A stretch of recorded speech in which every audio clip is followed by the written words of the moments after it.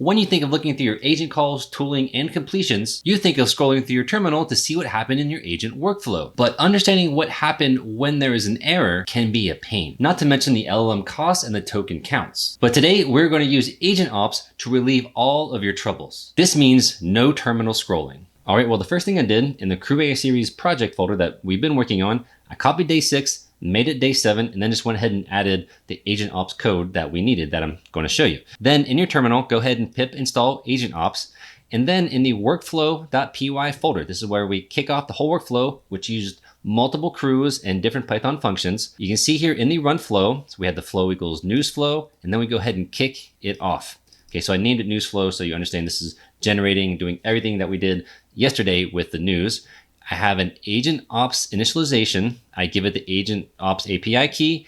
And instead here, I don't want to go ahead and start a session because if I didn't have this is default true and it'll create a session for you. But I didn't want to do that. I say session equals agentops.start session because you can start multiple sessions if you want to.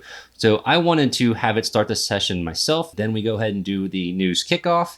And then I say session.end session, right? And it wants to hold a string. So you can use an enum. So you can import the end state and then you can import the success, which is, like I said, it's an enum. And then you just get the value of it. And it ends up being a string. You can just put a string value in here if you want. Not a big deal. I just like to use what's offered from the framework. Now to get our API key, which is the last thing we really need, is you go to agentops.ai, click the start for free button, go ahead and sign in or sign up if you haven't already, it's free. Then in the sidebar on the left-hand side, go down to API keys. As you can see, I have a bunch already, but we want to create a new project. So I'm going to say create new project. I'm going to give a name to this. So this is going to be day 7, enter that. And then I'm going to go ahead and copy this API key. And now in my .env file, which is at the project level, not the CrewAI series folder level, just put in your agentops API key here. So I went ahead and ran this workflow. You see I have a session replay here. This means that it started. Now I went through the whole workflow, everything, right? Now this isn't like a huge workflow, but there's a lot going on here.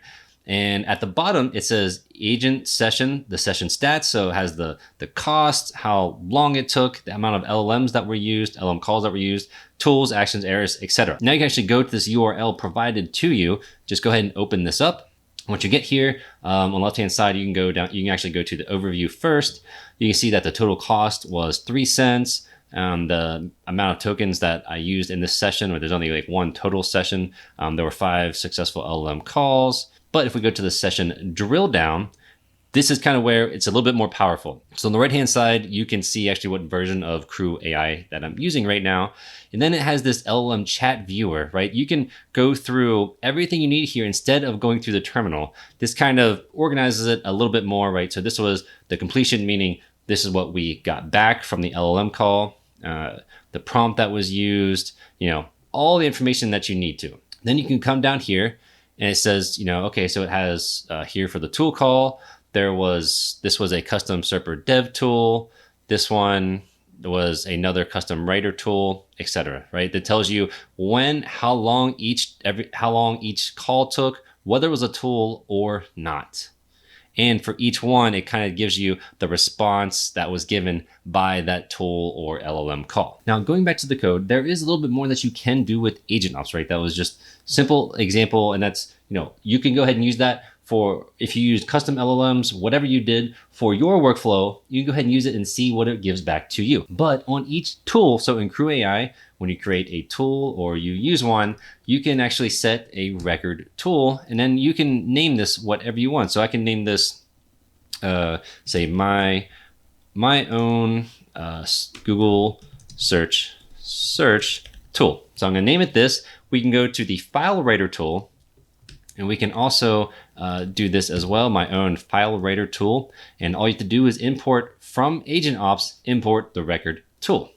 And this is pretty simple. Now I'm gonna go ahead and run this again and see what the results are. Okay, and again, I ran it. This cost about the same. We can go ahead and go to this drill down of this session as well. So we're gonna open up another dashboard. You can see that this was a success.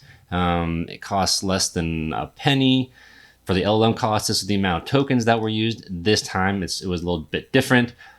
But you can see when we come down here, we go down the session replay, this tool Oh, well, this tool over on the right-hand side is now named my own Google search tool, meaning, and it gave you the query that was used inside of this. So the generative AI model's news was what we used to retrieve news. That was the query to gather the news. And then here is the my own file writer, and it named the file name that was coming in as a parameter was AI news article as a markdown. From here on out on all of your projects, you know how to use agentops to give you all the metrics needed for your agent workflow. If you missed any of the other videos in this series, they are in the description below. In the meantime, here are some more videos. I will see you next one.